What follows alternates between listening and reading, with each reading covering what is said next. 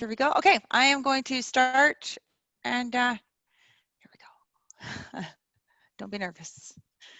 Okay, so first of all, hello to anyone who are joining us on Facebook Live. We've got a number of ladies today that we are going to be talking to, so hopefully you're going to join us, and maybe you even might know a few of them. If you do, feel free to comment, or even if you don't, feel free to comment. We'll try to get to your comments on Facebook.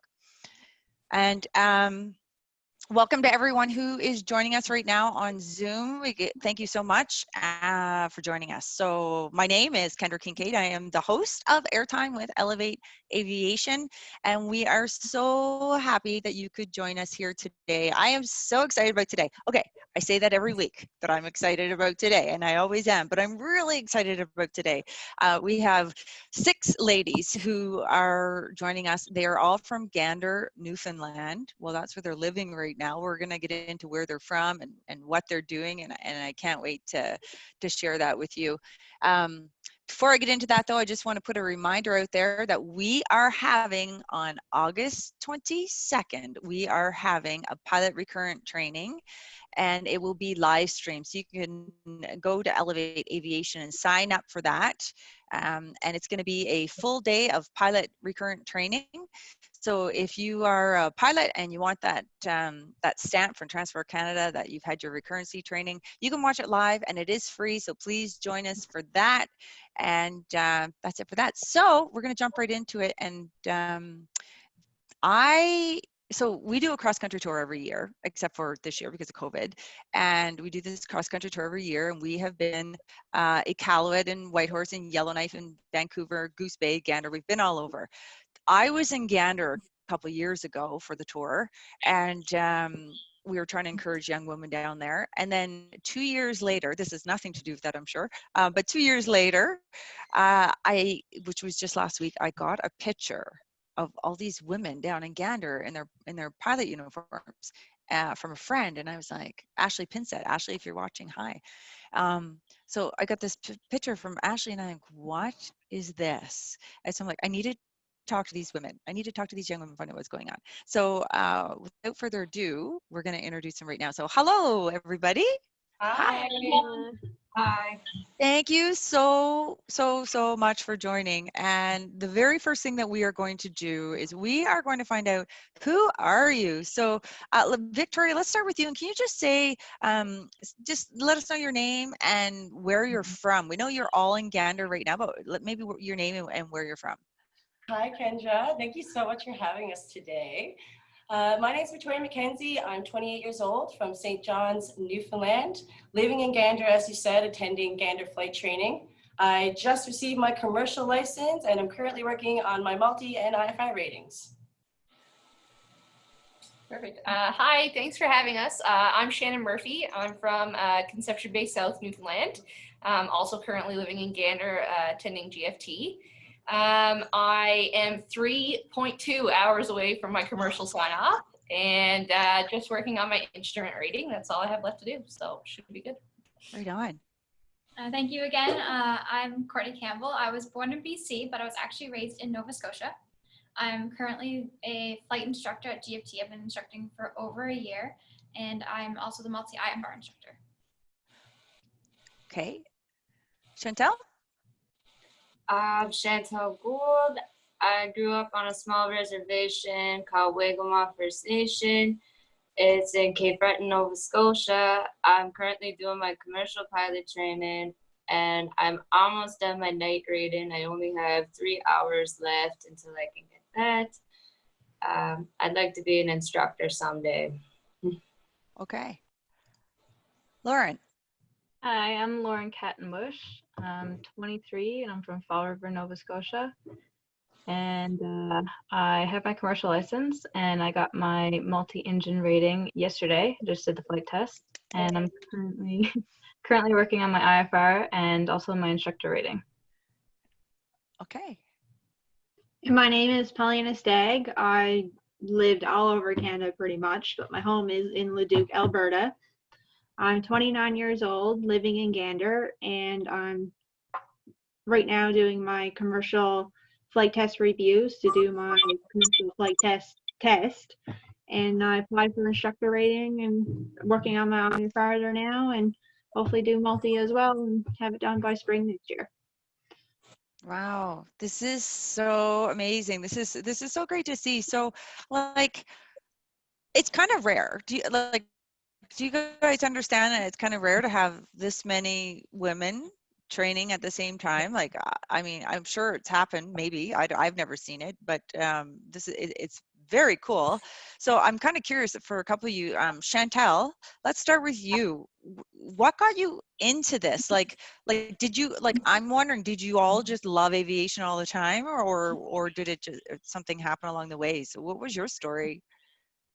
I was 9 years old and I didn't know what was going on at the time, but my mom took me to the recreation of the Silver Dart on the Bedeck Bay. And I just remember being on the ice with a bunch of people, and I see the Silver Dart come across the ice and take off and do its circuit and land. And I thought it was the coolest thing in the world. Like, I was immediately hooked, and I said, I'm gonna fly. Like, this is it. I'm gonna do that someday. I've been hooked on planes ever since. My friend from home was joining the Air Cadet program. He wanted a friend to join with him. Knew I liked airplanes. So I got into it with him. And there I found out that I could actually get my glider pilot license and private pilot license for free if I got scholarships for it. So I got really into the cadet program, got really involved, and got into those scholarships. And that's how they got me here today. Wow, I see. It's so important to have exposure to the field, to be able to see it. Courtney, how about you? How did you get into aviation? Well, like Chantel, I was also a air cadet. Originally, my parents wanted me to be an Army cadet, but something just drew me into the aviation side of it. And what really triggered it for me was my first flight in a Cessna 172. At that point, 12 years old, I knew I'm gonna be a pilot. I'm gonna do it. Well, Did you ever think that you couldn't because you were female? I think I've had some second thoughts, at least a few times, but I've always really worked hard towards this, and I always knew I could make it happen for myself if I kept working hard and putting in maximum effort. What were your second thoughts? Like, what kind of second thoughts? I didn't know a whole lot about the industry. I don't have anyone else really in my family that has any experience or any background in aviation. So I was kind of just making my way through it by myself, kind of figuring it out as I go. So there were some second thoughts with that, like, oh, I really don't know what I'm doing. Can I do this? That kind of thing. But I had a lot of support through cadets, and my family supported me as well through my decisions. So it was easy to keep that focus on what I wanted. Right. Well, I'm hoping after this you all sign up as mentors for Elevates, because that's exactly what we love to do is just to have someone there. Like, there's so many people out there that don't have any support. You know, they're like you and they kind of didn't know. So Victoria, you have to share your story, because I don't know if you ladies know Melissa Haney. She is the first Inuk female to become a captain. She's on a stamp. She's just such a wonderful lady. I'd love to introduce you to her sometime. But Melissa's story is very similar to how you got into aviation, and I just love this story. oh, is it? I didn't know that. Yeah, for me, it was never like a aviation passion or anything when I was younger.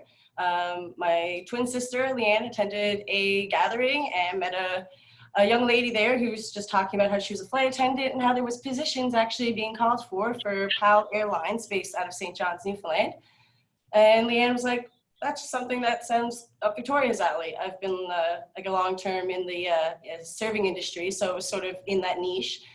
And I got the job. I flew for 2.5 years, but I was like in the plane for like 6 months, and I was all about the cockpit. Super excited, loved looking up there and seeing other women. So that was, like you said, huge for me, that I had not just pilots to look at, but women in the cockpit.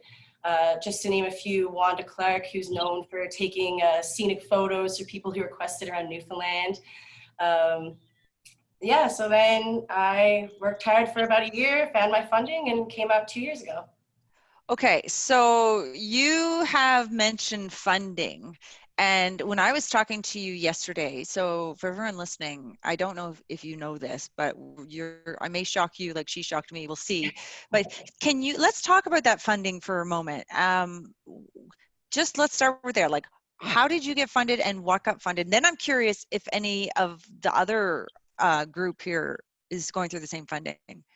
So I actually had a friend who attended Gander flight training before me, and he let me know, I don't know how he came about it, that there's a thing in Newfoundland called Advanced Education, Skills and Labor, AESL. It's meant for Newfoundland natives, if you are a Newfoundland citizen.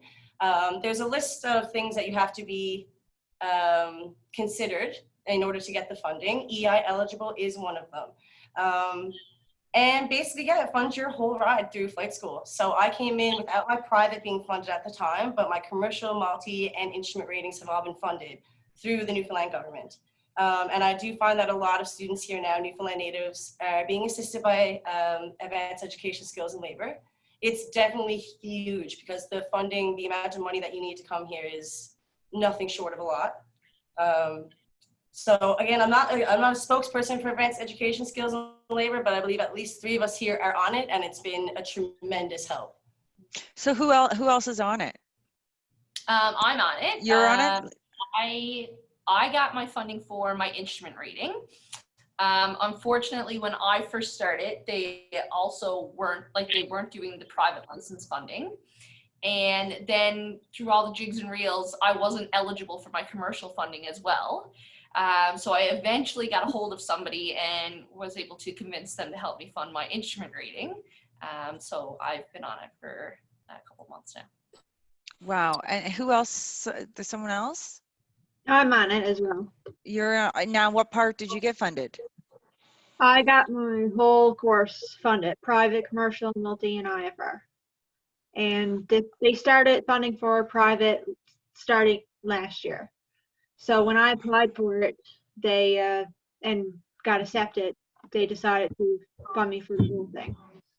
So, wow. Big help. So Carolyn Rose from Waterloo, Wellington says hello to you ladies. And hi to Ashley and Erica. Thanks for commenting. And I wanted to say to Erica, she's from Jazz, and Caroline, I've already contacted my MLA in Alberta to try to get something to happen in Alberta like this. So if you guys want to talk. I actually know Caroline. So hi, Caroline. How are you? Very nice. Isn't she? I love Caroline. She's just wonderful. Okay, so let's move on to another topic here.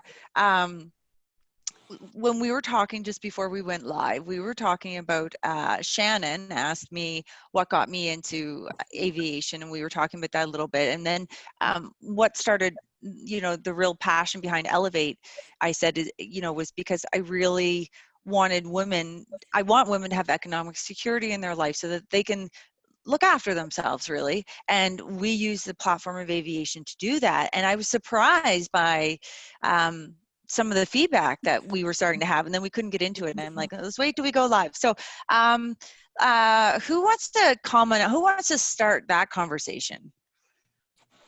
I think Paulina's best to field that one. What got her? Yeah, Paulina, what do you think of that? Well, aviation, is really hard work. You got to study hard, get into it. For a female, yeah, a lot of opportunities is pretty awesome. And once you get into it and get into your career, yeah, you can make enough to just be independent and not rely on anybody, which is what I was also looking for before I got into aviation. And just be independent, make your own money, do your own thing, fly your plane, go home. And why was that? Why was that important to you to be able to have your own independence? Because growing up, I witnessed women having to depend on a man, and I see where that goes. So I said, yeah, that's not going to be me. Mm-hmm. You're talking in the unhealthy.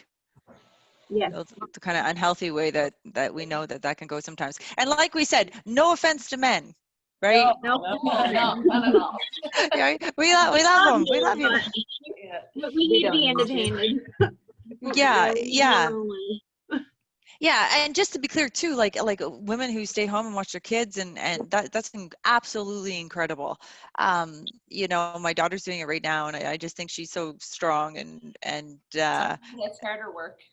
oh, it's so hard. It is. She's got two little ones running around. It's so hard. But yeah, you're right. It's just having the independence of income to be able to look after yourself is also important too, if that's important to you. So Every young person definitely goes through that, but then there's definitely a part for a woman where you do, like you see, like you could see divorces and things like that, and just like natural things that happen in life that leave either the man or woman in a position. So just as a person, there's just something very enticing about, like she said, it's liberating on top of like just to fly the plane, but then to make your own money, be secure, it's just, and then to have a passion for it, it's like bingo across the board, really. So.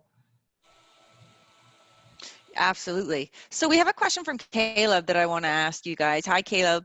Okay, here's his question. Has anyone you met decided to fly because of meeting you and learning that you can fly? Ooh, I don't know. Not me. I don't think new. No, yeah. Chantel, you're nodding. I taught lots of cadets when I got really involved in the program, and I got my glider license. And after I got my glider license, they were like, they want the pilot to teach the aviation classes. So I did a lot of that work in my squadron, and I helped get other cadets their pilot licenses as well. Nice. Helped spark that interest a lot. Yeah. I get a lot of people from home that contact me and ask me questions. And can you help me, like trying to figure this out? What books do you recommend? Stuff like that. Mhm. They ask me about flying and want to get to know how I got into it and all that. I mostly started off like inspiring the kids because of my cadets, and I was that one weirdo in my reservation. There was Sea Cadets at home. Everybody was in the Sea Cadets, but I was that one that would travel 40 minutes every week, 5 times a week to go to Air Cadets. And I was different from everybody else, and I really stood out a lot. And eventually that got publicity, and I started inspiring more than just children. People like Elevate started reaching out to me to inspire women. So now, like, I just hope to really inspire mostly children, mostly women, but also Indigenous people as well. Oh, good for you. Good for you. So I guess you're an advocate for telling people it's okay to be different. Mm-hmm.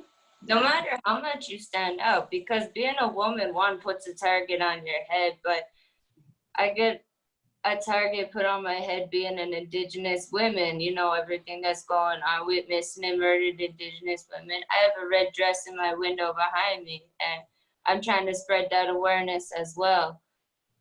But yeah, I've been singled out my whole life, and I had that target on my head, and I don't let it stop me from shining, you know? And that's what people see me as. Like, I'm not afraid to shine no matter how big the target is on my head. Oh, that is so nice to hear, because I know some people, you know, one of the things I always talk about is facing your fears. My favorite quote is life begins at the end of your comfort zone. And that falls into that, right? Like, just go after what you believe in. Mm-hmm. So okay, let's go with Lauren. Lauren, so where are you again in your license? I have my commercial license. I just got my multi yesterday. I'm working on my IFR and my instructor rating. Right. Okay. So what are your plans for the future? Well, with the instructor rating, I'm planning on instructing for a little while. And the ultimate goal is to work for Air Canada, I think. My dad's a pilot, so I'd like to fly with him before he retires. Oh, that's nice. Curious, is he working right now? Yep. With COVID? Yeah. Yeah, he just got back from Greece. Oh, did he work the whole time? Pretty much, yeah. Wow. Wow. So are you guys, does everyone have an airline aspiration, or Victoria, I know yours is different.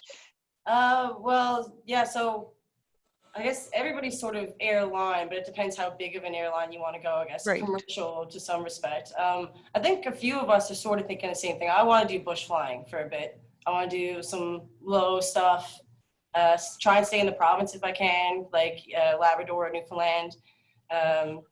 I don't know, with the whole COVID thing, cargo looks really good. Cargo looks good. Stuff around here Nice. looks really good right now, so I'll do that. But yeah, I don't know. Then maybe where do you want to go? Big right away? Yeah, I don't know. I want to fly anything, and the goal is to fly the biggest thing I can eventually. And that's just, you know, I just want to be able to sit behind the seat and say, yeah, I flew one of those. So, even if it's once. Courtney, how about you? Well, I wrote my IATRA exam, which allows me to be a first officer right before Christmas.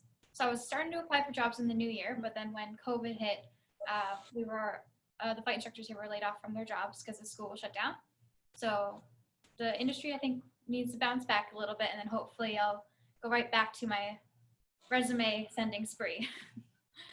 Yeah. So are you all, I'm curious, how, like, are you disheartened by what's going on right now with COVID? Like, do you feel like, I got into this, maybe I shouldn't have? Or do you feel hope that, you know, you're going to be needed? I hope. I feel like, you know, traveling is going to be something that everybody is going to do always. I think even with the whole COVID thing, we've seen people are still traveling.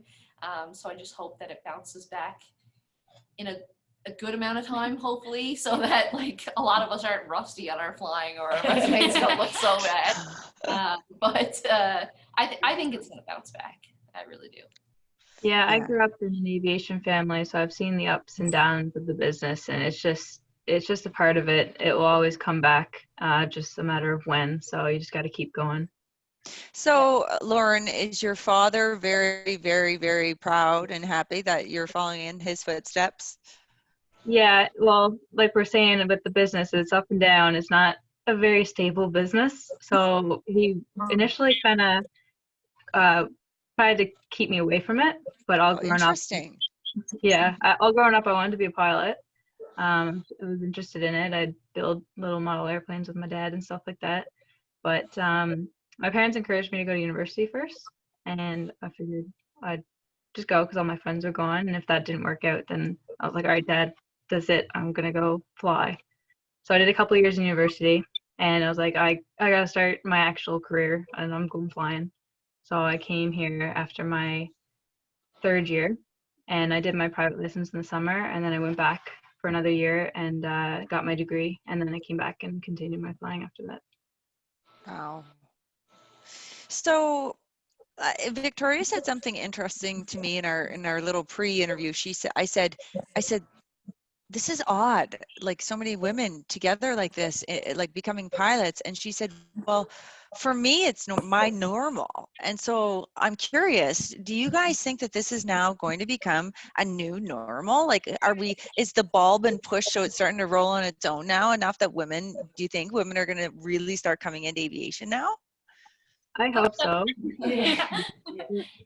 We certainly hope so. Yeah, like you said, I guess it is pretty rare that there's this many women in one class. And we actually did just talk to Darlene Colburn, our She says she's proud. She wrote a note here saying she's so proud to have you guys there. Sorry. Hi, Darlene.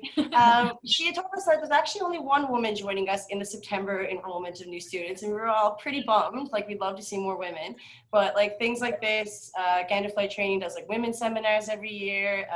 They sent a couple girls out this year, Lauren being one of them, out of province even, to encourage more women. So maybe we can really keep the ball rolling. It's certainly rolling more now, but still only picking up a little bits at a time. So we'll get there. We're in the development stage of a documentary right now, and that documentary is going to be about why there's not more women in aviation. So who knows, maybe we'll be able to get to come to Gander with that. We'll see. Yeah. So speaking about Gander, so the Gander Flying Club, is it called the Gander Flying Club? Gander Flight Training. I'm sorry, Gander flight training. Courtney, tell me a little bit about the Gander flight training. What is it like there? And how long does it take to go from day one, I want to get my private license, to getting your commercial? Yeah, it's a very homey school. Everyone's very tight knit. I'm sitting with two of my roommates right now, actually. Typically, the program's about 2 years. It is kind of self-paced in a way.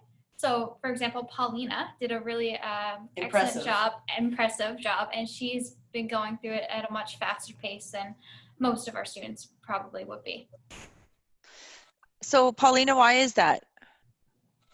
Well, I have a mortgage and bills and stuff like that, so I can't be like not working for too long, even though AESL is helping out, but still. And the main reason why I'm pushing myself, like when I first started, I didn't even know what a rudder was. No idea until I got in the plane. And now here, 11 months later, I'm preparing for my CPL flight test. But like the main reason why I'm pushing myself so hard is I want to go back home. I want to go back to Leduc. I want to be based out of Edmonton, like as fast as possible. But also, like, I want to do instructor rating, and I like to do it here at GFT because the environment here is just awesome. People are awesome. If you need help, everybody will run to you and help you. Like, it's such a great environment here. So I wouldn't mind like working here for them for a bit before I go home. The goal in the beginning was just to go home, but now it's just like, wow, there's a lot of great people here. Maybe I should stick around a bit and get my experience here and then go home, and we'll see what happens anyway. You may never come home. I say come home because that's where I am, out in Edmonton. So trying to keep her here. I'll talk to you 10 years from now, and you'll be like, I still want to go home, but no. I still want to go back, but people here are great. Yeah. Okay. So it sounds like that Gander is a really good environment to have this training. I was there once in my life, and I went to a shed party, and that was my first experience at a shed party. But that's a different webinar. So Courtney, you're the baby, right? I am, yes. Back to you for a second. So you're the baby. So like, how does that feel, being the youngest one? Is there pressure on you? Do you feel like no pressure? Like, you can make mistakes. It doesn't matter. You're the youngest. Like, how do you handle that? Well, I certainly make a lot of mistakes. I won't lie about that one. I don't feel too much pressure on me. I feel more so like it's the other way around. Yeah, like a lot of my students, most of my students actually are older than me, but they still like look up to me and respect me. And I have to agree. Like, she's younger than us, but like I moved in with her when I first came to Gander flight training, and it was so crazy to me being at 23 and just starting, and I went to live with an 18-year-old who already had her private license and was working on her commercial license, and I find it so crazy, and I look up to her. I definitely don't. We always joke with her that she's the baby, but I mean, other than that, I was gonna say, if you asked if any girls have inspired other women, the first day I ever moved to Gander, I got a text from Courtney Campbell saying, "Hi, my name is Courtney Campbell. Would you like to come for a flight with me?" I couldn't believe the girl sitting next to me was 18 years old. It floored me, and I was just like, "Of course, yeah." And I was like, "Oh my God, of course I can do this. Look at her go!" Like, yeah. She'd be remiss to say that she's not like she has the most experience out of any of us here, and she's a fantastic instructor, and she definitely inspires other women around her too. So yeah, for sure. Yeah.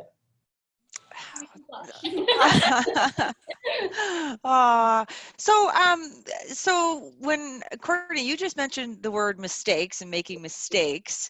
I know sometimes people don't want to become pilots because they think it's too intimidating and they can't do it. Do you guys all feel that way, that you make mistakes? It's okay, you can make mistakes, and people who are thinking about becoming pilots, they should go for it, but like, it just seems so intimidating to become a pilot for so many people. I think part of your training is making mistakes. I think part of you your know, career is making mistakes, Yeah. but learning from them. Learn. Yeah, the biggest part there is learning from them, but I think, you know, as a student, you definitely make lots of mistakes. That's why you have an instructor sat beside you for most of it. They say the only people that don't make mistakes are the people that do nothing. Yeah. Ah, there you go. Yeah. One of the big things that we learned right away is human factors. So it talks about human error. It is normal. It is natural. For you to think that you're not going to make a mistake is just like is asking for a ticket from God. It's not going to happen. Mistakes will happen as long as you're aware of them. You don't have any hazardous attitude. Something else we talk about. So you're not too into yourself. You realize the plane is the plane, and you are you, and you can do the best you can, and everybody can do the best they can. So anybody can do it. Right. Oh, oh my goodness. Okay. So, I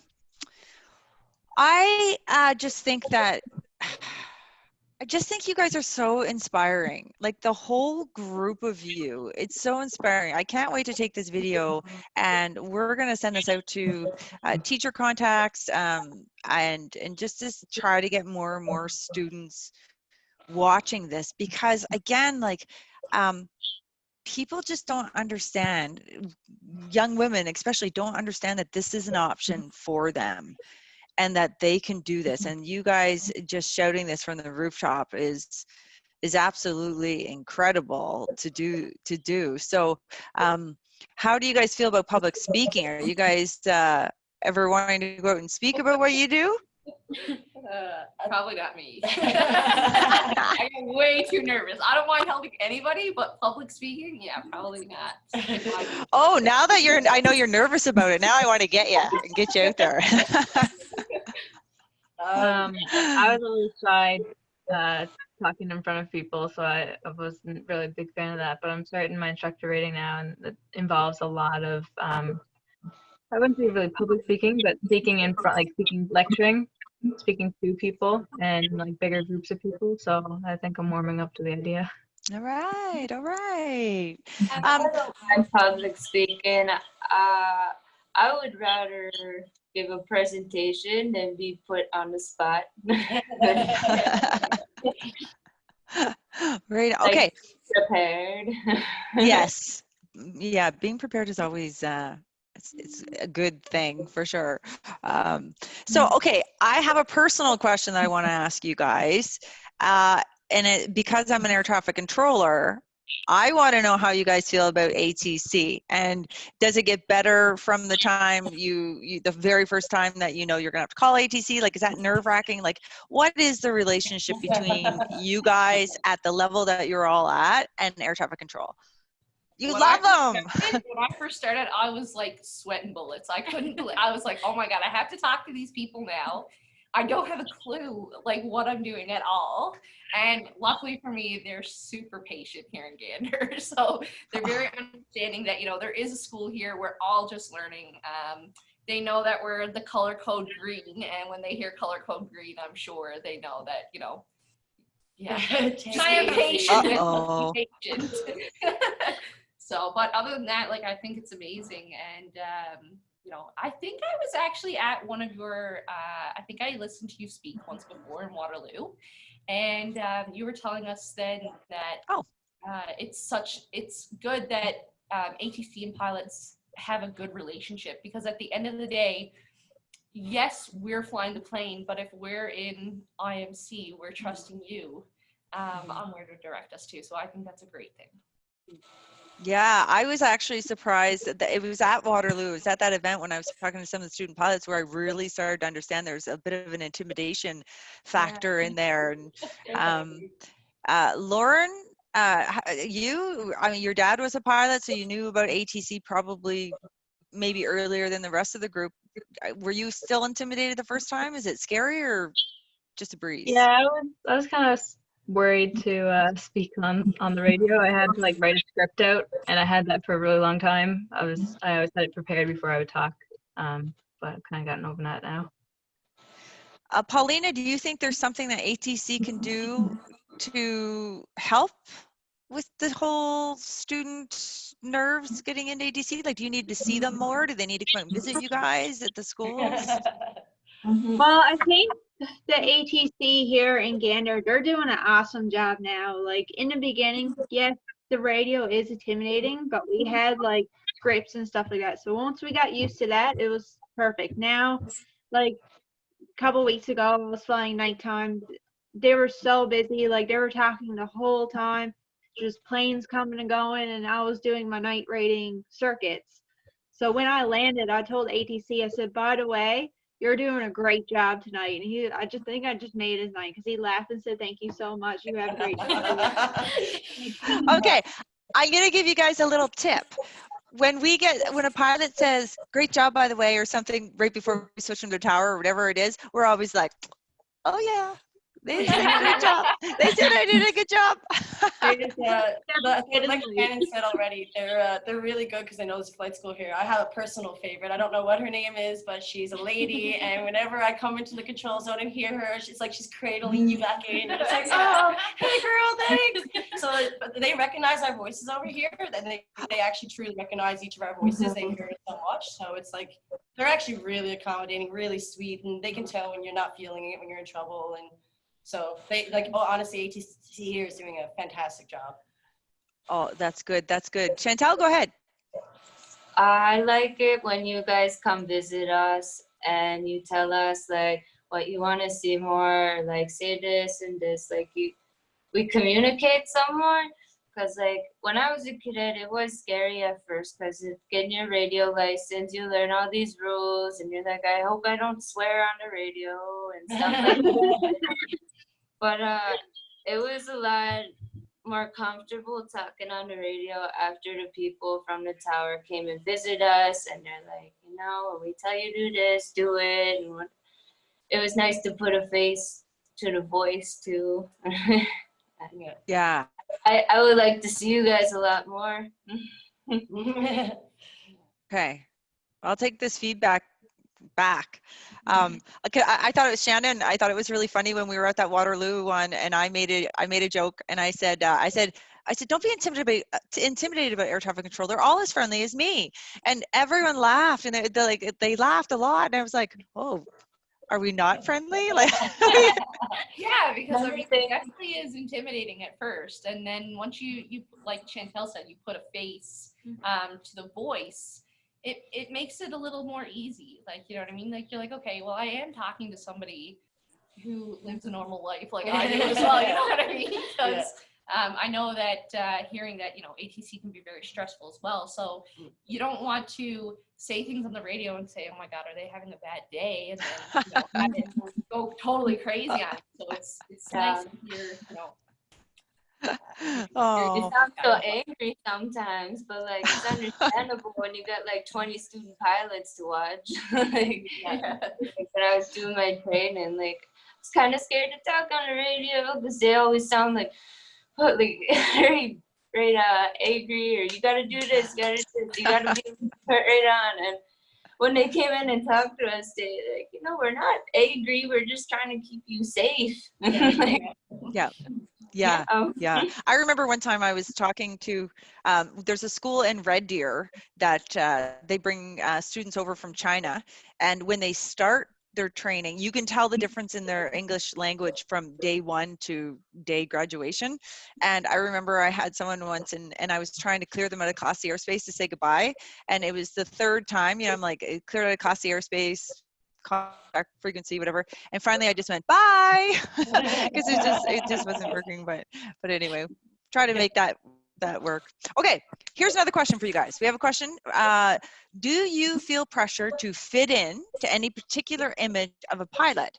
Does that exist? Is there a feel that women in aviation need to be one of the guys? This is a great question.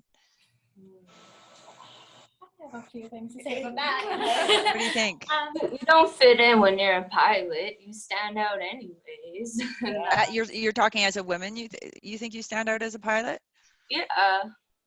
So, I guess when you're a pilot, there's little things you want to do. Like everybody wants to get the good headset, like the bows. Everybody wants to get the Ray-Bans and look like your typical pilot or whatever. But you know, like, you could be a woman still. Like, Today I have a nail appointment. This weekend I have a hair appointment. I'm trying to be a girl, take care of myself. COVID got my hair all whatever. Yeah. I have to feel like a girl once in a while. Yeah. When I started air traffic control 20 years ago, I felt like, and no one's fault, I just felt like I had to be one of the guys. And I still remember the first day I wore something other than jeans. It was like there were so many comments and I felt so uncomfortable, not really because of anyone else, just because it was just not normal. And now I feel with more and more women coming in, we can actually be women and we can do our job. Courtney, were you going to comment? Well, actually, on what you said, I have had similar experiences about people commenting about my appearance at work and school. But another story, without any names mentioned, I do know a female pilot, and she was telling me about a story that she had, and it was actually a passenger that had stereotyped her. The passenger thought that she was a flight attendant and not the captain, which I think speaks a lot for like just how the public sees pilots, as they should be typically seen as like men, probably a little bit older, lots of experience, where they don't really expect a woman or a young woman for that matter up in the cockpit. Yeah, I hear that a lot. I have a friend, Alexia, who flies helicopters, and she said, they were at a display and she was in her uniform in front of the helicopter, and they come up and they're like, "Can I speak with the pilot?" And then I've talked to another lady who went to the bank to get a loan for something, and they said, "What do you do?" And she said, "Pilot." And the bank lady, it was a woman, and she had they had to have a big conversation about it, because she's like, "A pilot of what?" And do you think it's still there then, that it's and I do you think it's going to go away? It's I think hard. it's going away though. Yeah, it's I don't know what that is. Hold on. That's an alarm there. It's hard to describe, because when you're really motivated woman anyways, you don't really think about those stereotypes, because to start with, it's not bothering you. That's why we're doing it. You know what I mean? But it is so much fun when you tell someone you're a pilot and they get shocked. It's a lot of fun, and because it still does happen fairly frequently.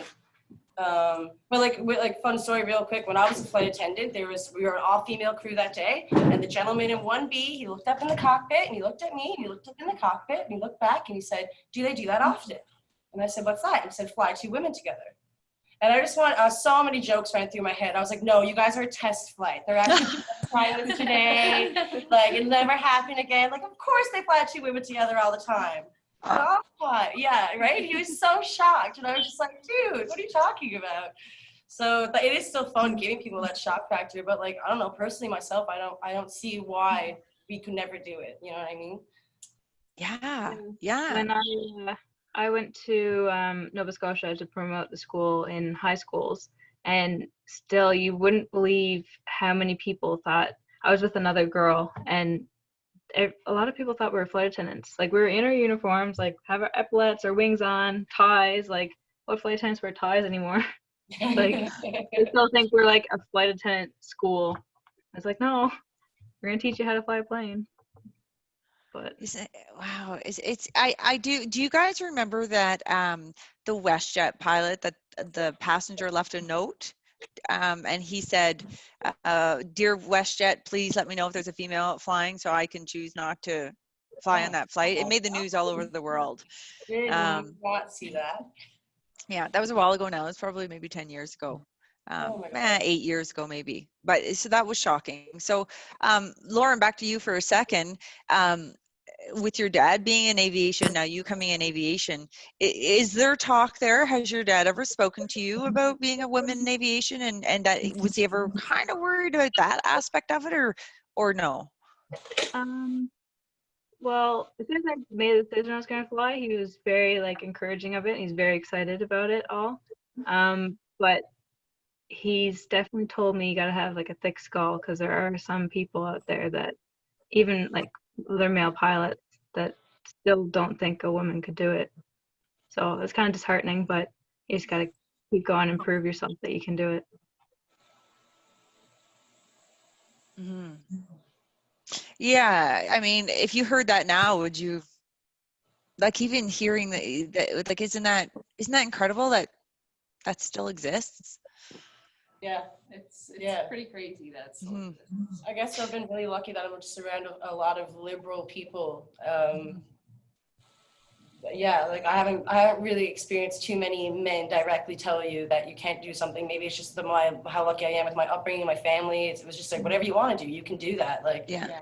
and then again, being a flight attendant and seeing female pilots, seeing them take maternity leave and coming back and still being respected, taking maternity leave again, proving that you can go be a mom, come back, do what you want to do, and still being respected. So that was like a huge thing too. Like, Mhm.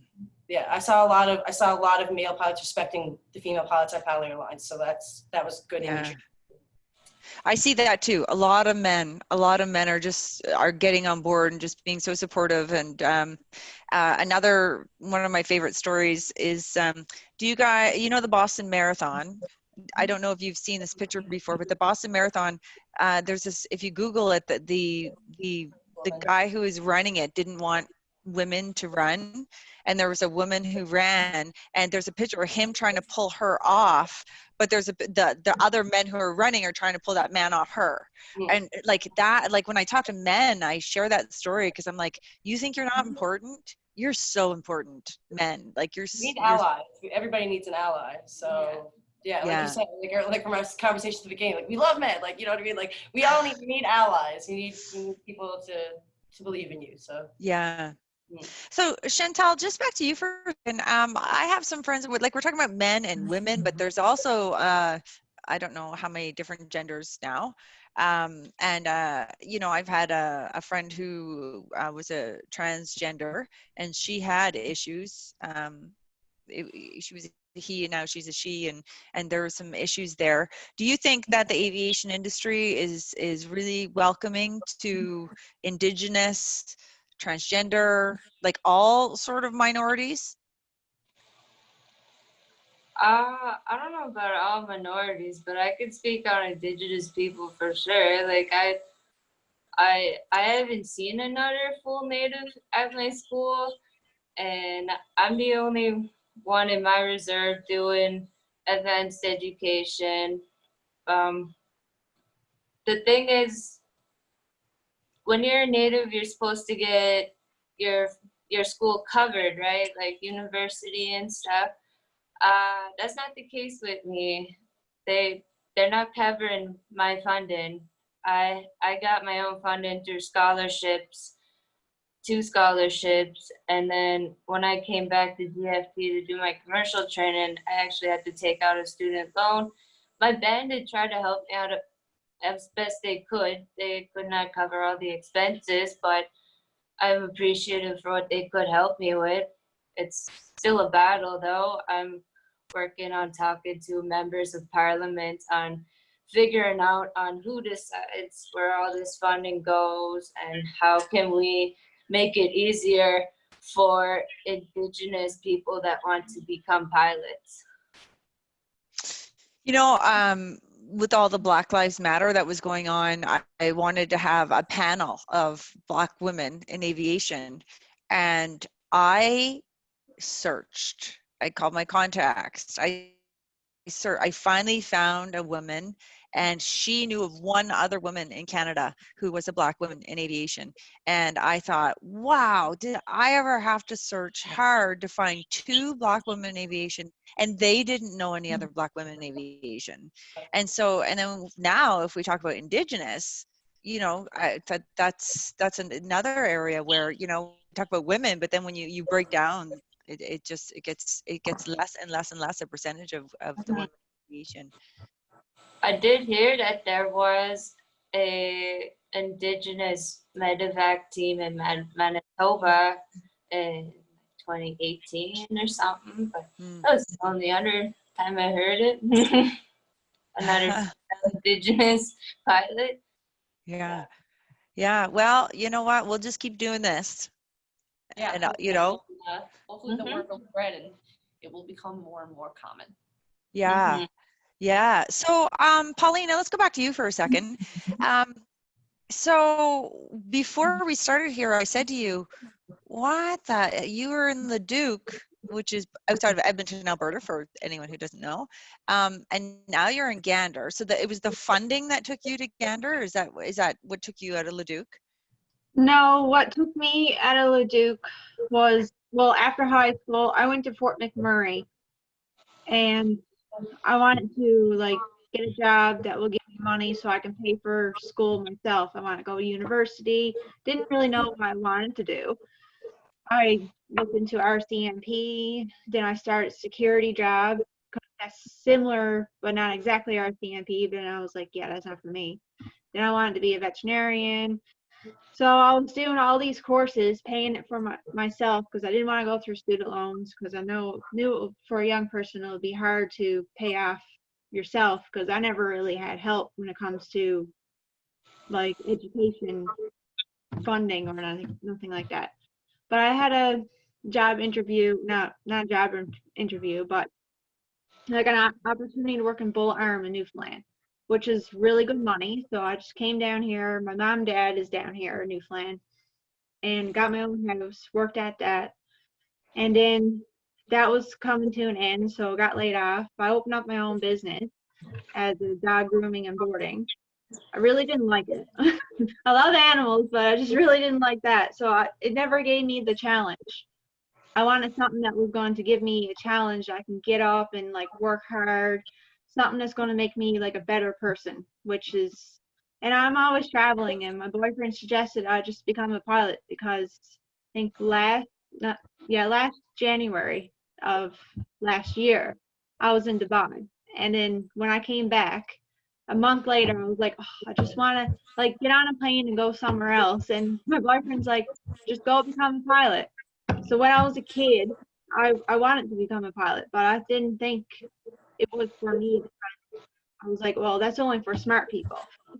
So I didn't consider myself smart at the time. But when he said that to me there last year, I was like, okay, I'll look into it. Just something challenging, something I wanted to do, and here I am. So that's how I came to Newfoundland and came into aviation.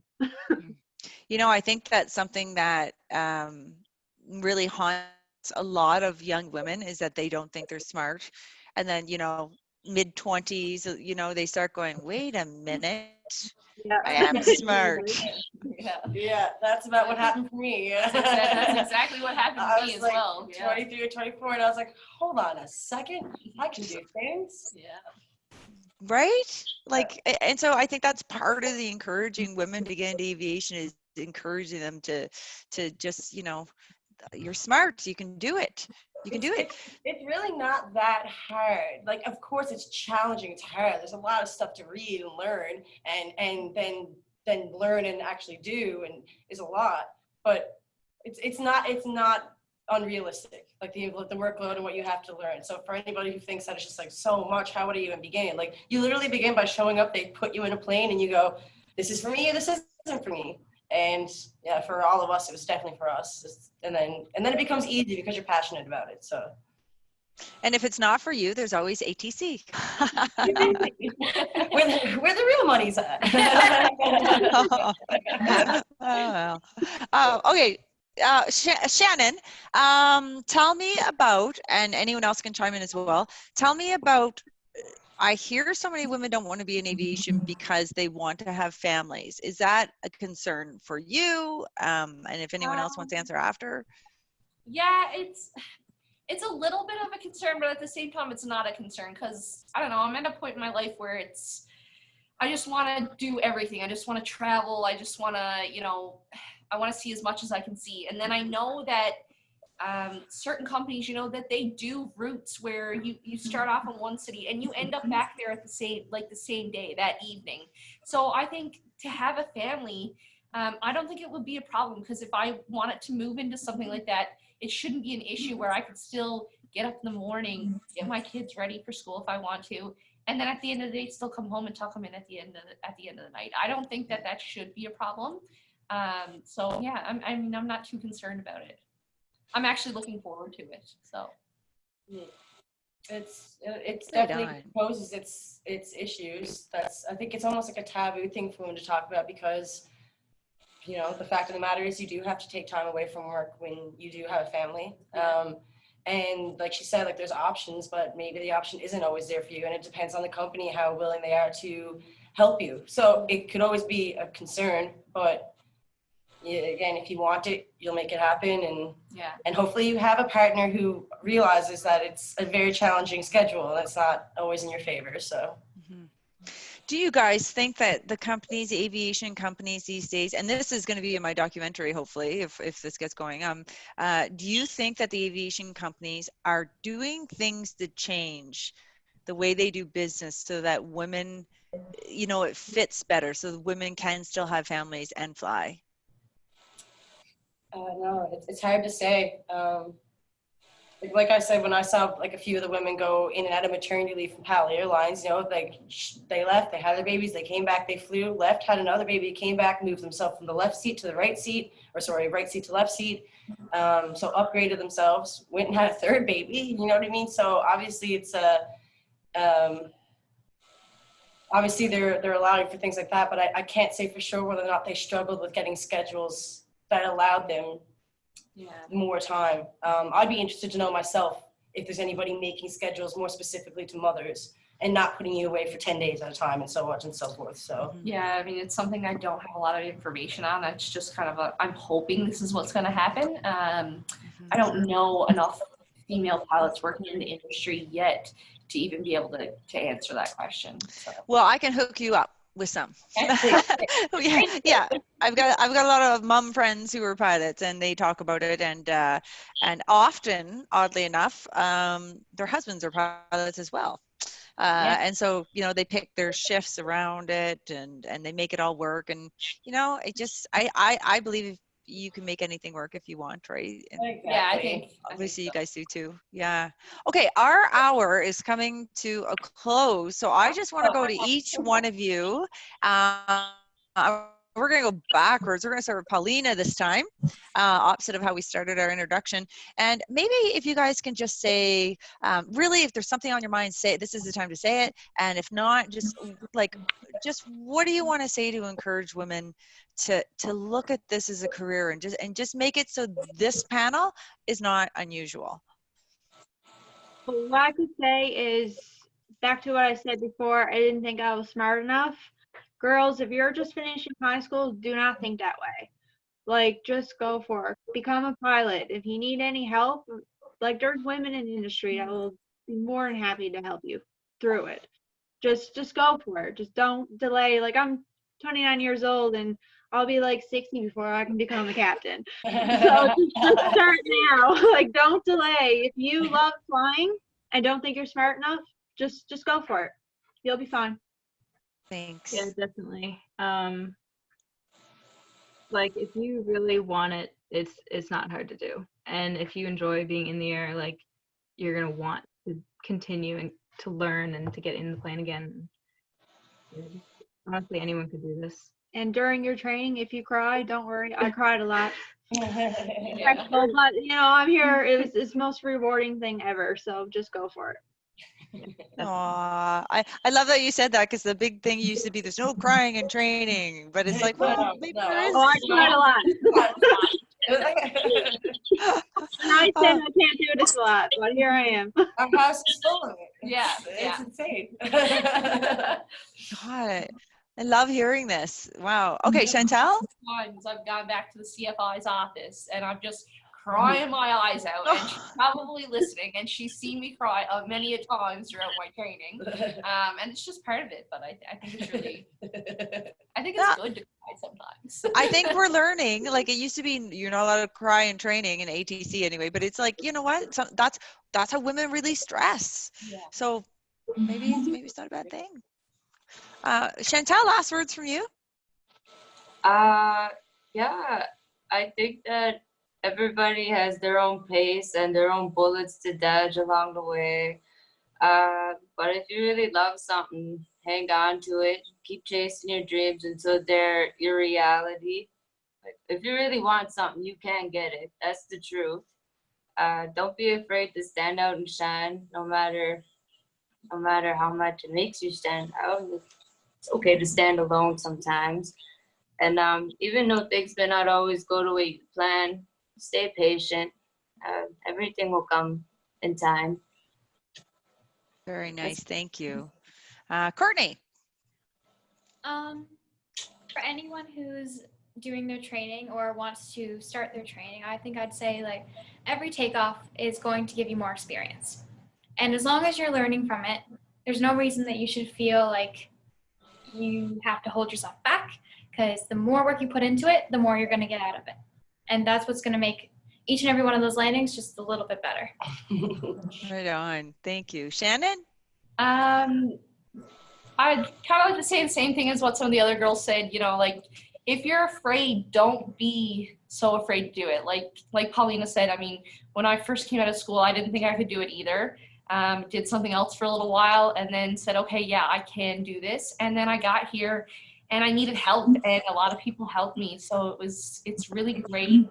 I'm here to help anybody that ever needs help. All the girls know that. I just help anybody that I can. And yeah, like just don't be afraid. You can do it. And like you wouldn't believe how rewarding it is when you like go back home or to your parents' hometown and they find out that you're a pilot and they're like, oh my God, this is so cool. So just, I think if you can do it, do it. Walk a little straighter. Yeah, exactly. Pilot. Yeah. And Victoria, thank you so much for arranging this panel. I appreciate it so much, and thanks for having the pre-interview with me. What are your last words? Again, thank you so much for having us. I think we all are really, really excited to reach out to more women today, and hopefully we did reach out to a lot of women. It's so liberating. Flying a plane is incredibly liberating. It's flying a plane, for God's sakes. You look up and you see them all the time and you never think that would be you. And then you get in a plane and, for example, I was away for COVID. I didn't fly for over 100 days. And I got back in that thing and felt so empowered. And like I really knew how to do something. And like the girl said, I can't stress enough, for some reason you have to tell yourself over and over again, like anything is possible. If you want to do it, you can do it. So it's just, all of us are here. All the girls in this panel, for anybody listening, are here to help you. You can always reach out, and we'd love to mentor you, because I'm sure at some point down the road, this would have been easier for all of us if we had another female to mentor us. So yeah, go for it. Okay. Well, we're actually past our time, which I try never to do, but I couldn't stop. The conversation was too good. I want to thank everyone that was, anyone who's watching on Facebook or on Zoom. Thank you so much. And if you're watching this later, thanks for being here. Don't forget, you can go to elevateaviation.ca, become a mentor or get a mentor. Don't do it alone. You've heard it here. It's easier to have help. And that's what we want to do. We want to offer you help, whatever career it is in aviation. Next week, I said this last week, but it's actually next week, we have Kathy Fox, the chair of the Transport Safety Board. So we're going to have her on. We look forward to having a conversation with her and finding out what exactly goes on when aircraft gets into an accident, and what happens with that? What's the procedures around that? So we're going to find that out. So again, thank you all for being here. And ladies, thank you guys for being here. Thank you so much. It was so nice to meet you. And I hope I get to meet you all in person sometime in the near future. Thank you so much, Kendra. Okay. Talk to you guys later. Bye. Bye. Good luck with your careers, everyone. Thank you. Okay. What a good name for me in Edmonton. Get in touch with me when you get back out here, okay? All right, I will. Okay. I'll give you a call. Okay. Sounds good. Okay. Okay. Bye, everybody. Okay.